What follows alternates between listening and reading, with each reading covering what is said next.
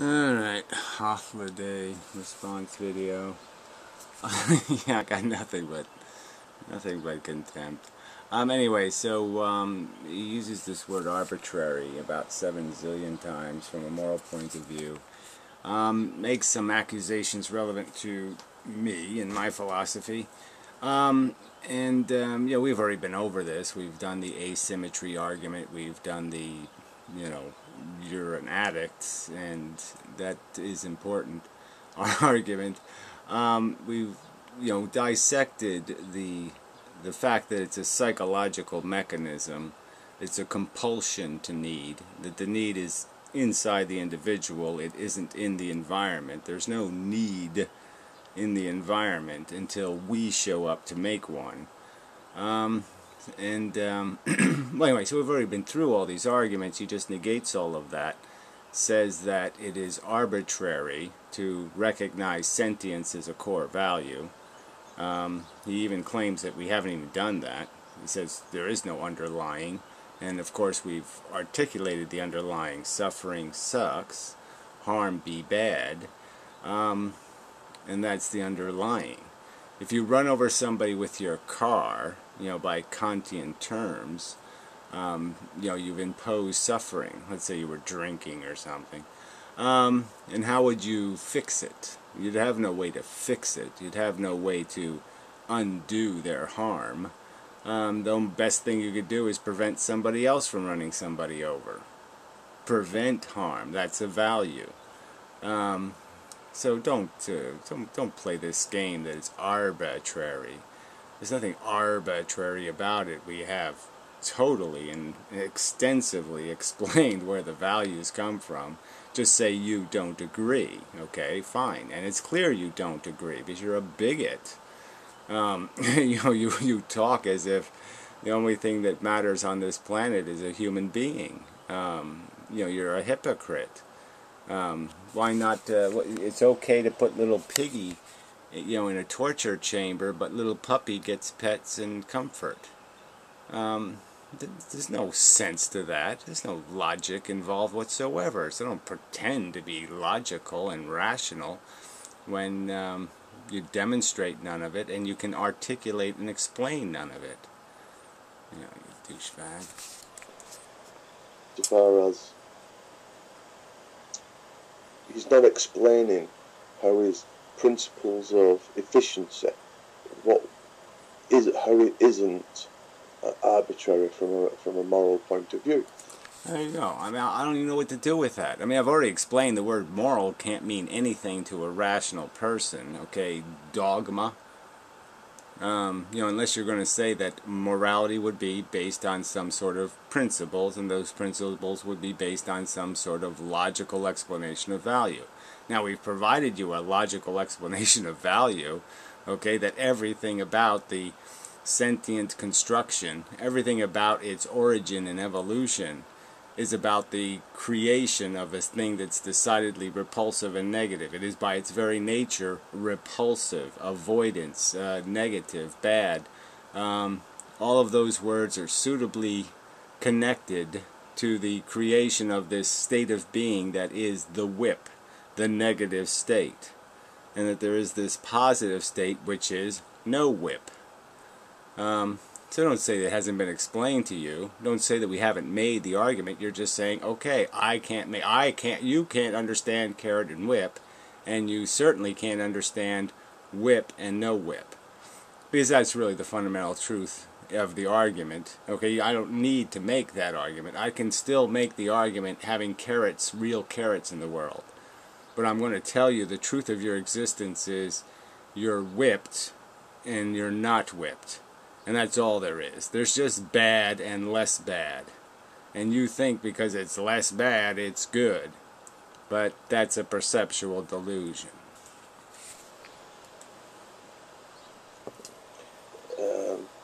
That is, he never provides the means to do the calculation, and Well, I've said as clearly as possible. First, I don't need any calculation to say you don't have consent, which is a huge problem. Because if you don't have consent, you need perfection. So the game is over right there. It doesn't need any more articulation or messing with. Okay, you're imposing without consent and without competence. So you don't have the competence, a sufficient competence to do something without consent. You can only do something without consent if you're assured of productive action. You can't assure productive action, therefore you can't do it without consent. Not difficult. And that whole element of being able to not create victims, fail safe. This is an obligation of the circumstance. One could argue that nobody would vote for nuclear power unless they thought they were going to achieve fail safe. They wouldn't overtly, most people anyway, say, oh, it's okay if a few people get radiated. You know, because then you're just in the not in my backyard argument, which just demonstrates huge hypocrisy, which violates the don't do unto others. You wouldn't want somebody else recklessly disregarding, catastrophic destruction of your existence. So let's not be hypocrites and say it's okay for me to catastrophically destroy somebody else's life with reckless disregard, and yet if somebody did it to me, I wouldn't find it offensive and annoying and irritating and a violation of morality. So there's nothing arbitrary here. If we was to suppose there is such a means to calculate the sufficiency, he never extends his argument to explain how it wouldn't be arbitrary. Well, again, I just can't say it. I've said it in so many videos. Suffering sucks. It's not an arbitrary statement. It's saying it's a negative thing. There are negative sensations we feel that are in and of themselves decidedly negative, and if they could be eliminated, they should be eliminated. Now, the only question is the value of your addiction. And again, we're back to the unneeded need argument, so you can't use that for anything. So I'm just saying the efficiency is dissectable. I'm not going to redo videos I've already done in this video, but they're certainly in those Ephelist videos outlining the basic nature of the philosophy and the nature of the evaluation. And they're certainly in the Benatar argument, which we already went over extensively. So it's just a slanderous accusation for you to sit there and pompously sit there, you fat pig, and tell me I haven't made the argument. I mean, it's goddamn disgusting, you fuck. It's not arbitrary. If you believe suffering sucks, it's not arbitrary. You crazy shit. Alright, I'll just move ahead. I'd like to play his whole video because every sentence, I'll play some more because every sentence is a pile of shit. That is, he would be selecting his own personal goals for himself or humanity. Again, the goal is to prevent harm. First, do no harm. Second, prevent harm. There. Okay, not complicated. We know what harm looks like. Harm is like decapitation and guts dragging behind you. We all know what it looks like. You don't need a detailed description of every single event.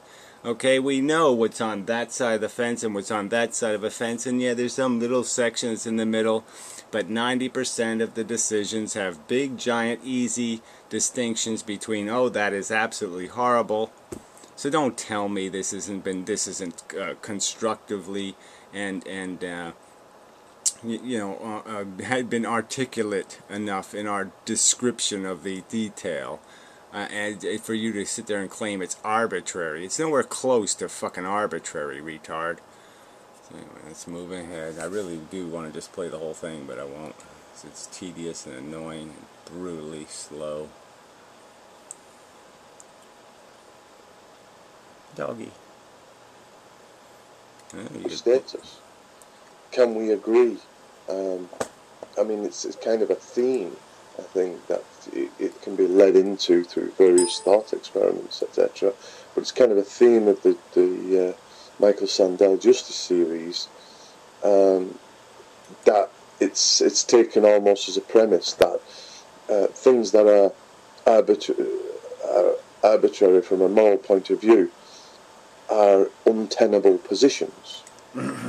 Yeah, well, whatever. This whole arbitrary from a moral point of view doesn't mean... I mean, how can I say it any clearer? It really doesn't mean anything to me. There's two principles. First, do no harm. Second, prevent harm. Okay, first, don't be destructive. Second, try to be productive. What, you can't understand that principle? Shit. Because there as inmendham would try to press about the need for logical certainty in your argument, there is no logical claim to an arbitrary. Well, again, it's just silly, right? So he's saying it's not certain, in the probabilistic sense anyway, that, you know, I shouldn't go out on the road right now and just kick everybody I see in the ass. I mean, it's logically certain that there's no real prospect of that having any productive effect. That's just going to cause a bunch of hurt asses. So, you know, it's just silly.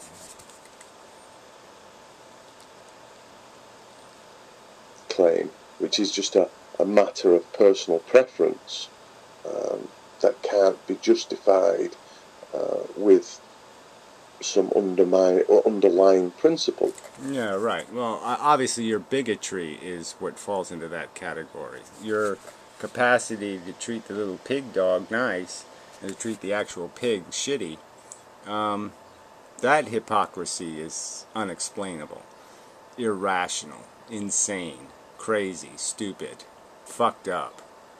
You're the one with the gaping holes in your logic, fuckhead.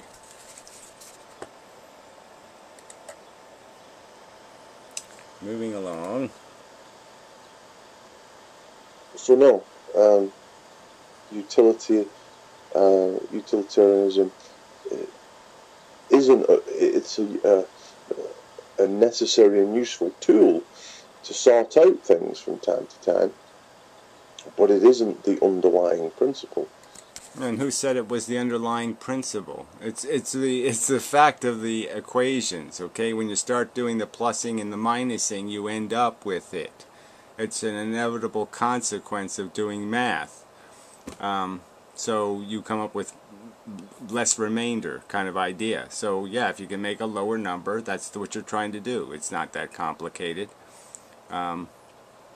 So you can't make this argument that because we have a name for doing addition and subtraction that we're saying that that's what we're doing, that the addition and subtraction is the only thing important. It's not the numbers. No, it's the numbers. You know, utilitarianism means a different thing depending on how you plus and minus the numbers, depending on what value you give to the numbers. And we've already stated what our value is, that we don't think there's much of a distinction between little dog comfort and little pig comfort. These are the simple logical statements being made, and this is the reality of our existence. And again, we have explained that your delusions of pink balloon being comforting and beautiful and wonderful, and you shall chase until you gain, it's a perception in your head. It has nothing to do with the balloon, it just has to do with your brain. But yet, if you see somebody trapped under a car, there's a logic to you walking over there and trying to gain trying to do something to comfort the victim. That's a logical impulse-driven behavior, where chasing the pink balloon has nothing to do with anything logical. It has to do with your personal problem.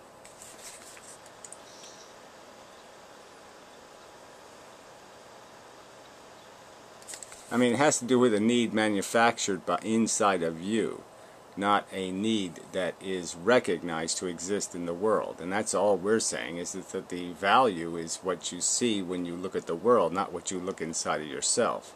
Yourself will not tell you the truth. Your psychology will not tell you the truth. Your psychology says cute, cute. It's prejudiced, it's bigoted, it has nothing to do with defining reality. But when you look in the world, then you can see reality. Then you see the truth of the reality. It may be a truth that value is manifest from sentience. But that being the case, the choosing of valuations and assignments and judgments on those values is entirely arbitrary. Well, it's just how where do you go with that? You're saying, okay, you've conceded that, well, sentience may be important somehow, but the fact that there is these decidedly negative, universally, like I said, you can go through all of biology, all of evolution, and you'll find this syndrome of hysterical responses to these negative sensations. And that this negative sensation thing is common. And as I've stated many times, I happen to be conscious. I happen to be doing a consciousness experiment, and I have complete and detailed data on sensations through my own personal experience. And those inform me quite logically, and it's quite consistent with what I see in the rest of the world. So the other consciousnesses appear to be behaving exactly how I would behave in their circumstances. They seem to be screaming and yelling at exactly the times I would be screaming and yelling. So I don't see any inconsistency here. I don't see any problem at all. It seems pretty cut and dry, easy to figure out. So I'm saying from my personal experience, I know I wouldn't want this horror thing or torture thing imposed without good cause. And the point being made is there's no good cause. You can pretend there is, but there isn't. All right, so we jump ahead a little.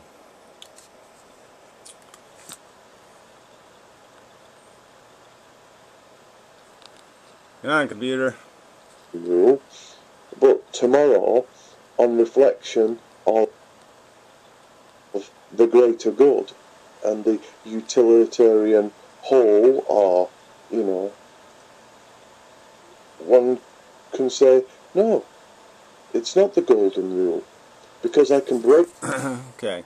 So in this whole section, he's making some idiotic argument about some sort of inconsistency argument. Somehow there's some evidence of inconsistency or some reason to presume that inconsistency will show up someday. So it's almost like the absolute power corrupts absolutely cliche. This is cliche mush. It doesn't mean anything. You can make the accusation, but I could just make the counter accusation. Then any other morality you have is just as subject to the vagaries of how you feel on a particular day. And then Kantian ethics go in the toilet. So I just don't. What's the point of making an accusation of some kind of duplicity or some sort of inaccuracy? I'm going to argue that we know these truths now pretty solid, and the reason why we have made any progress in the world in terms of ethics is because of a recognition of these basic facts, that this is what being human is, and sentience and all these things, and you can't make your profit off somebody else's pain. And little bits of logic like that have finally seeped into the mind of man because he's gotten rid of this baggage of bigotry and religious dogma and doctrine. But we're a long way from home, baby, as they say. But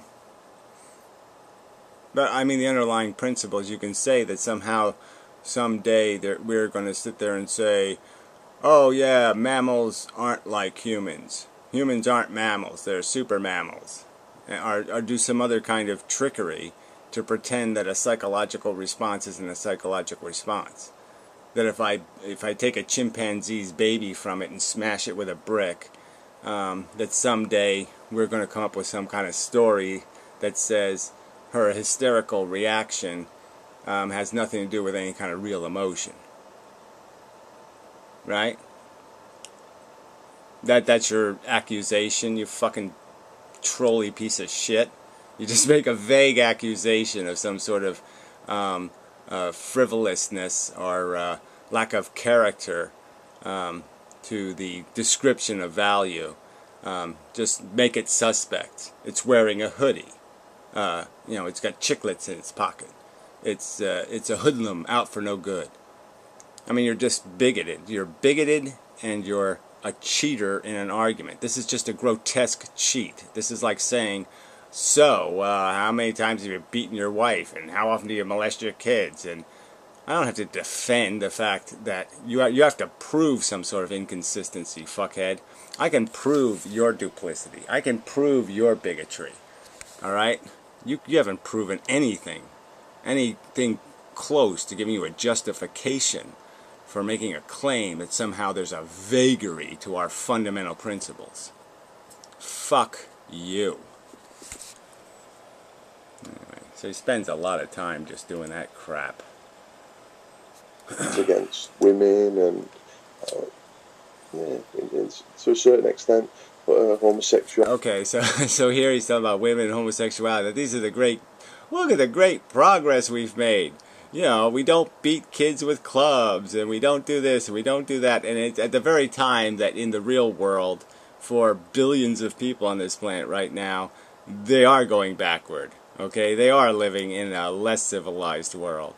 So isn't that the irony of his, look at how wonderful our progress is. We don't enslave people anymore. Aren't we brilliant? I mean, if that's what you're going to put on your report card as your accomplishment, yeah, I'm going to fail you dismally. And you're on the brink of toxic environment. You have driven wages through your open big world philosophy. He talks like that we open borders for some sort of egalitarian purpose, when all we did it for is to open the borders to desperation so we could exploit the fuck out of people. I mean, it's just the propaganda built into your argument is suffocatingly stinky. You got the right to marry and such. Oh, well, anyway, like I said, it just goes on to these little trivial accomplishments of mankind while mankind is torturing in industrial farms billions of sentient organisms every day. Some progress, fuckhead. I mean, if you were an alien species, I think if I created an alien species and described exactly what we have done, and that's the alien species accomplishment, you'd probably be able to figure out that, oh wait, you mean they still enslave the sub-gragoids? The sub-gragoids, they still enslave them in cages and barbecue them on the weekend? Yeah, you'd kind of get it when you couldn't tell much difference between a gragoid and a bibloid. And somehow the bliboids are being barbecued and the grabloids are being petted cute puppy. Yeah, you'd see the hypocrisy, you'd see the duplicity, and you'd say, boy, that civilization absolutely reeks of vomit. I think the progress, which I've alluded to about, giving the women the vote. Wow, wow, we really scored a big goal there, man. Well, wow. Yeah, this is like the Special Olympics. Oh, the retard didn't poo his pants. Wow, let's give him a pink balloon and a goddamn trophy. I mean, what a joke.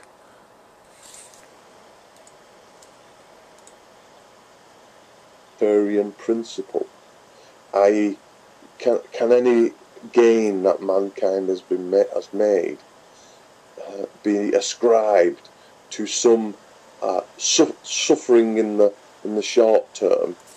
Well, this whole suffering in the short term argument is again another bogus argument where you apply a double standard, because every day we torture animals in medical laboratories for our gain.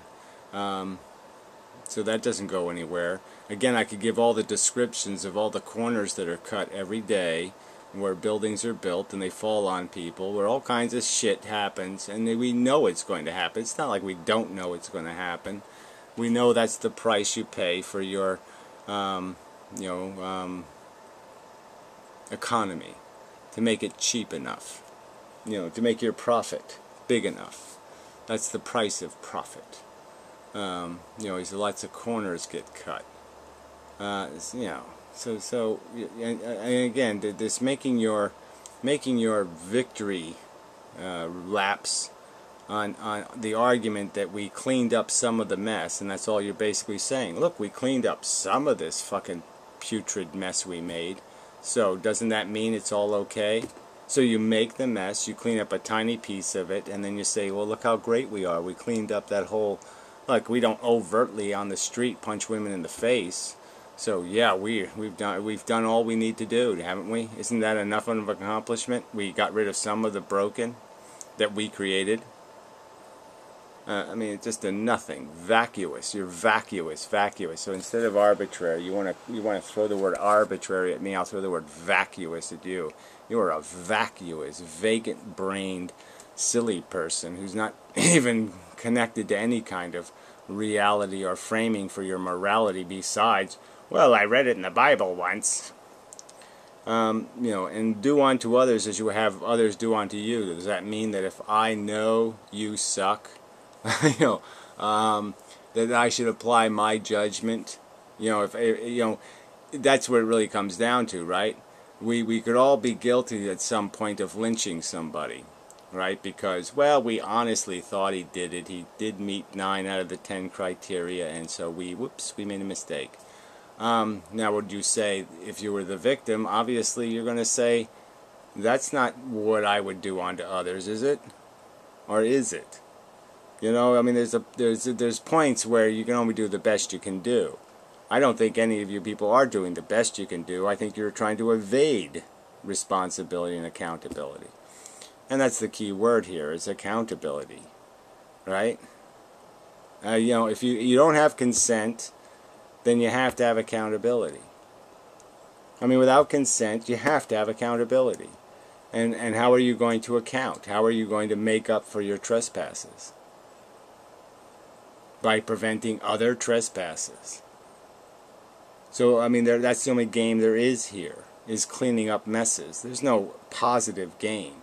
So just as you've elucidated the accomplishments of mankind, what are they? Oh, they undid some of the harm. They corrected for some of the harm. They didn't accomplish anything truly positive. They just got rid of some of the negative. Some of the negative. Some portion of the negative. And that's just not nearly good enough. Especially when you're the ones that created the mess in the first place. So anyway, really pitifully bad video. And, yeah. I mean, I really don't want to go more than half an hour. You know, but I mean, there was a lot of little points that could be argued with in terms of, you know, just the fact that this is in the context of already going through this in detail about the fact that there is this thing called harm, and that there is a concept called addiction, and that there is a concept of need that is generated, the individual's need versus the need in the efficiency of the game itself. Like each individual pawn needs not to be killed, but frankly, the game is the pawns have to be sacrificed. So again, you're not paying any respect to the previous conversations, which now you've just made a waste of time, because you've reverted to the simplistic argument of just saying somehow I don't see the foundation for this ethics based on sentient experience. That sentient experience has a qualitative reality, and it's the only game in town, really. Nothing else in the universe can possibly mean anything. I mean, do you have a response to that? How could anything in the universe possibly mean anything if it didn't affect a sentient being? Explain to me the universe. No sentience in the universe. Now explain to me what it could possibly be doing that could matter. How could it do anything good or bad if there wasn't a sentience to be impacted? And again, frankly, I'm going to argue that the only thing anything can ever do is be bad and less bad. Value is an intrinsically and fundamentally negative concept, just like electricity and these other things. It's a one-way. There is no positive. There's just negative. Unfortunately, it's just the way it turned out. The only door you can open is trouble. There's no other doors. There's trouble and chaos and mess and foobar. I mean, all you can do is open stupid doors, because that's the nature of sensation. It's a mechanism for controlling organisms and obliging them to be menaces to the environment, to parasitically suck its blood. That's the function of this thing. And consistent with that function is a futility in your pursuit of less pain. Your pursuit of less pain by creating painables is so stupid, it's oxymoronic. So anyway, enough.